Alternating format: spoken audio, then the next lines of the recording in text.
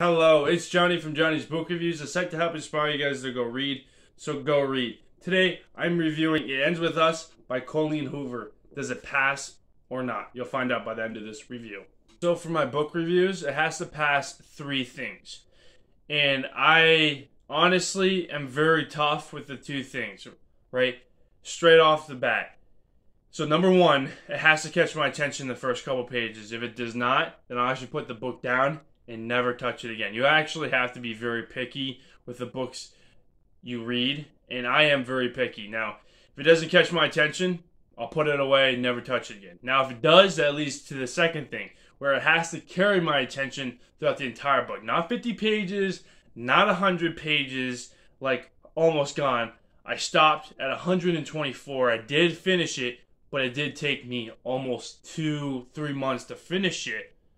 No, that doesn't pass my system. It has to carry my attention throughout the entire book. Now, if it does 1 and 2, it leads to number 3. Number 3 is it has to have a majority of positive things. So, for example, the author has to do what they're actually teaching. The author has to write well. The author actually has to have a good written dialogue. The story has to be powerful, the characters have to be good, etc. It doesn't have to have all those things, but it has to have a majority of positive things. Now, if it passes 1, 2, and 3, then it passes my system and I'll consider it a good book. First things first is did it catch my attention in the first couple pages? Actually, what caught my attention was the amount of people that requested this book or even bought this book where I work. There was a lot of people. I mean, the last couple weeks, honestly, probably 15 to 20 people requested it, and about 5 to 6 people bought the book. And that's saying something, especially at, the small store that I work at. That's just unbelievable. Like, that's outpasses Dune books, that outpasses the Wheel of Time books, that passes the new Diana Gabaldon book. It's just been unbelievable. And I was like, okay, what is the fuss about this book? I have to read it. And so I read the first couple pages, really caught my attention. I was like, wow, okay, we have to keep on reading. And so that leads to the second thing, is like, did it carry my attention? And yes, it did. It goes over a lot of topics, but the biggest ones is domestic abuse and homelessness, things that, I could have had experience in or am familiar with, interested in those topics. It brought my attention. I was like, wow, this is a really interesting take on romance and how she's educating people about those topics to people, and I think she did a really good job. Third thing is, did it have a majority of positive things? And Colleen Hoover actually had a lot of pressure. I wasn't going to review her lightly if she wrote the book. I read the entire book and it didn't do well. I was actually going to review her pretty badly if that happened.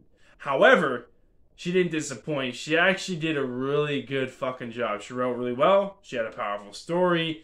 She had really good dialogues in there. I mean, she had some entrepreneur feats that were in there. She talked about 2 topics that resonated with me a lot, that I'm familiar with domestic abuse and homelessness, and it was just unbelievable of that. Now, the one thing that I would say with domestic abuse is that I wish she touched up on this a little bit in the story, but she doesn't, is that there's another realm of this domestic abuse. It's not only physical abuse that's in the book, like slapping or pushing someone down the stairs. It's not only that. It also involves emotional and verbal abuse. That also is abuse. And basically what that means is belittling someone, putting someone in a shameful position, telling them they're fat, oh my god, that dress is horrible on you, or oh my god, that tuxedo is horrible on you, you look fat, or walking on a shards of glass, then that is abuse. That's not a good relationship.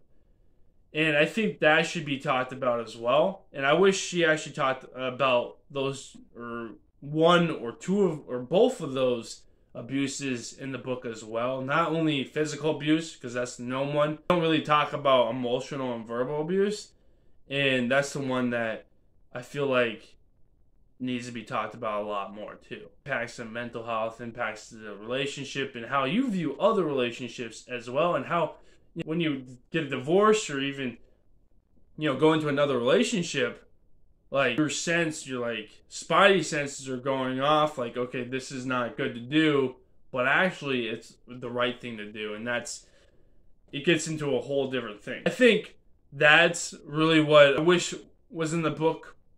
But other than that, I think it was a really good book. Homelessness, she discusses about it, how it doesn't involve someone who is 30, right? I mean, that it does happen for those people, but also it can happen for people younger, say in high school, like what happened in this character, or even college. For me, I was homeless for a couple months into my last semester of grad school. It does happen. Of course, now I'm not, but I mean, it did happen for me, and it's kind of scary. That's an entirely different story. Anyways, highly recommend it to people like 14 up. It's a really big topic. Both topics, homelessness and domestic abuse, that we should talk about more often. So it does pass my system. Good job, Colleen Hoover. It ends with us. It was a really good fucking book. So, like this video if you liked it. Comment down below if you have any questions or comments about the book.